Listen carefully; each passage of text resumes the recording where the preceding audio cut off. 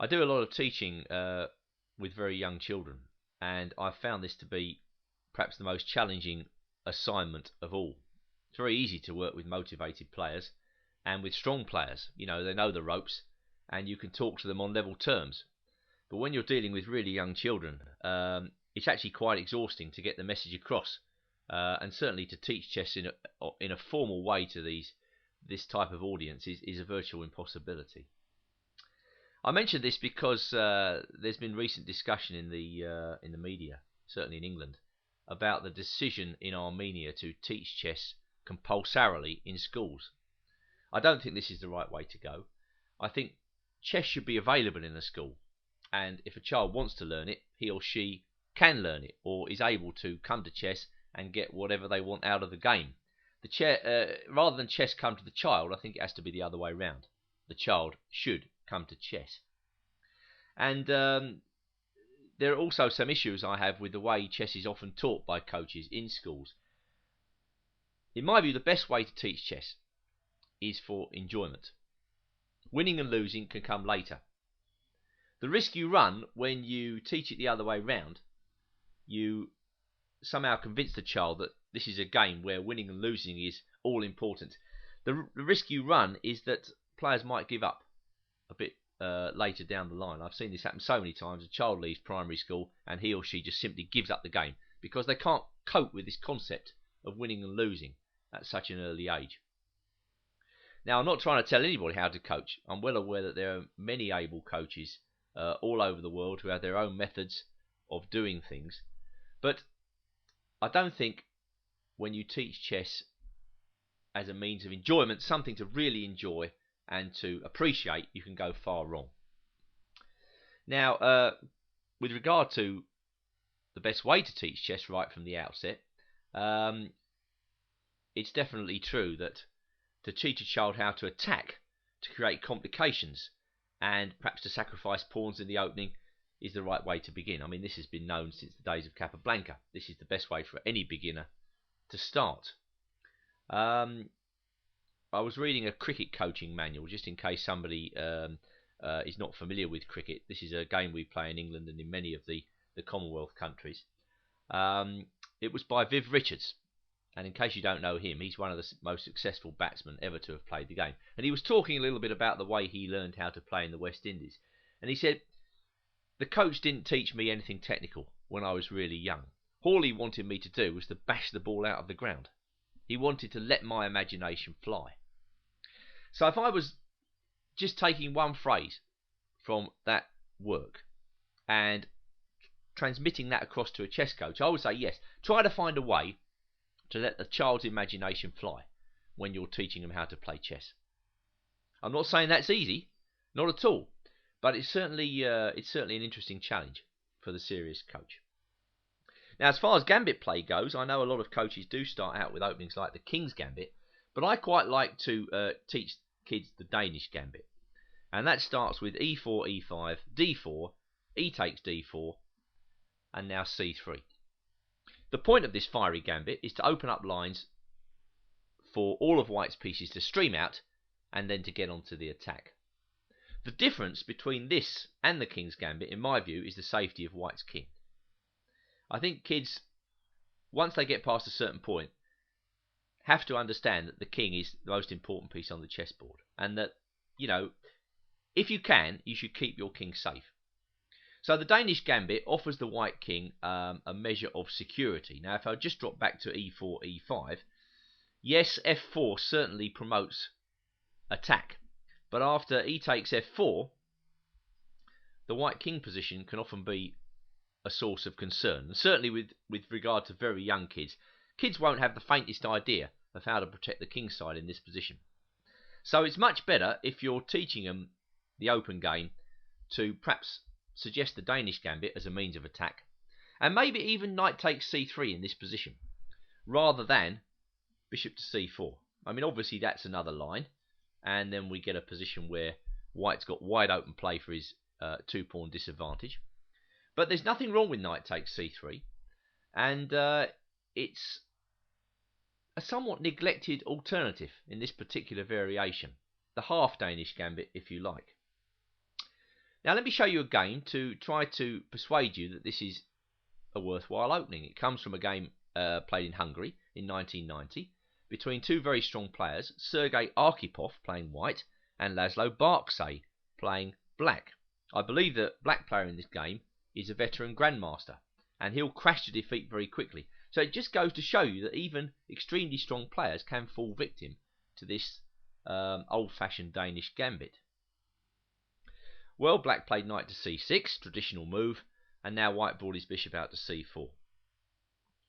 Well, if you're teaching kids, you certainly have to make them aware at some point that the f7 square is the weakest square on the board at the start of the game, and the corresponding weak square in white's camp is f2. They're the only squares on the chessboard that are protected by the king alone at the earliest stage of the game. So it makes sense for white to bring his bishop out to c4 to target f7. And Barksay now plays a typical pragmatic grandmaster move. He brings his bishop out to b4.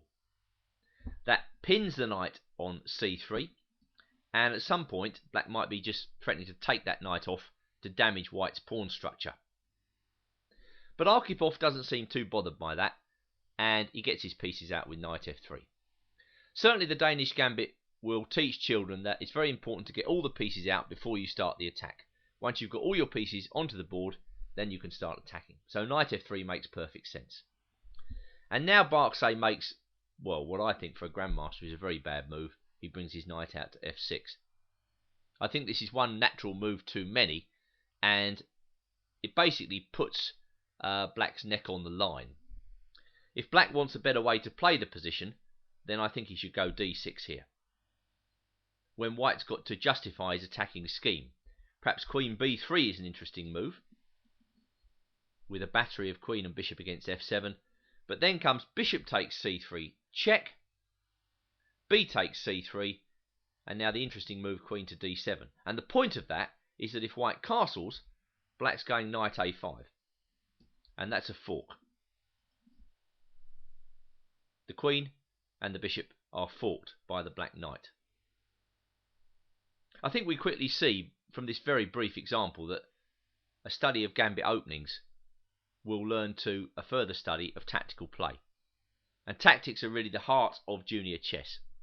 You know, if you teach a child how to play tactically, you teach he or she all the tactical ideas in chess, then, you know, they've started in the right way. As I say, back to the game now, Barksay plays his move e5. I really don't like that move. It runs straight into e5.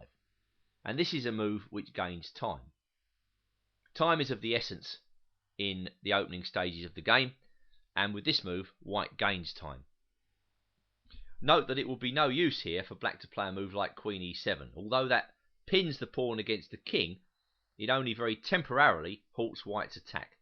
And if white castles in this position, we quickly see black coming under very heavy fire in the line where he captures the pawn on e5.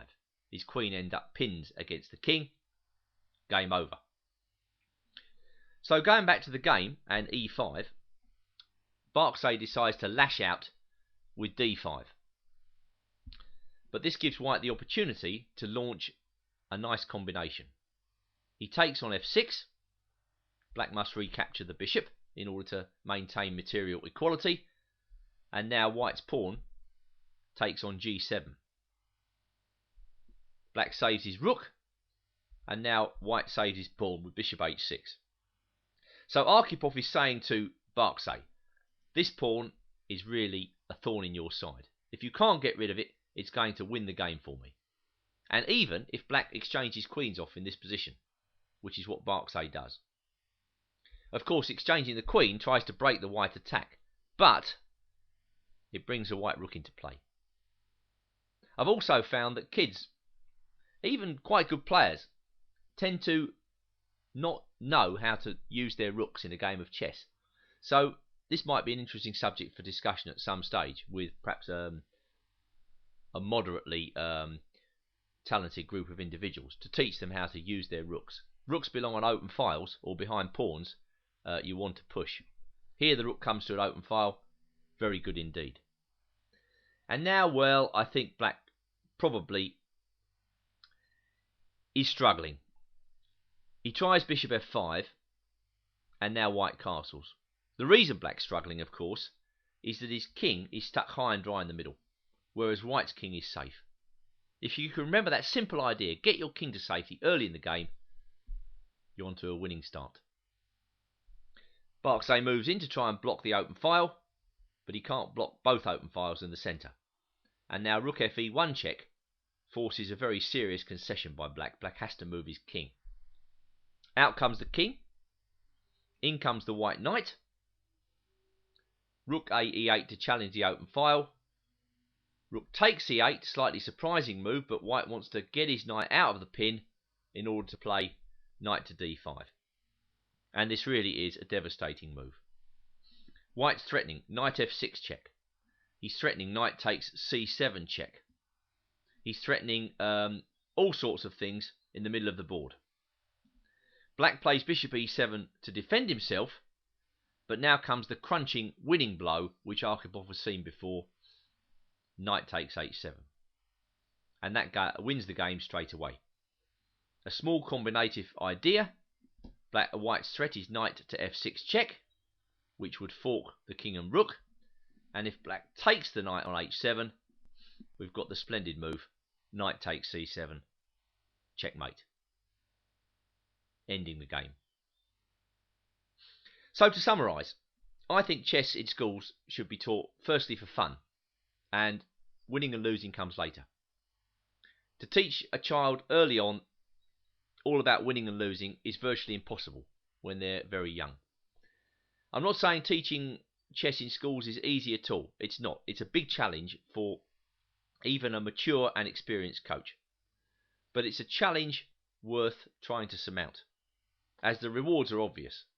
When you see a child developing, getting stronger at chess, really enjoying the game, playing the game perhaps their whole life through, well, I'm not sure what better reward there can be.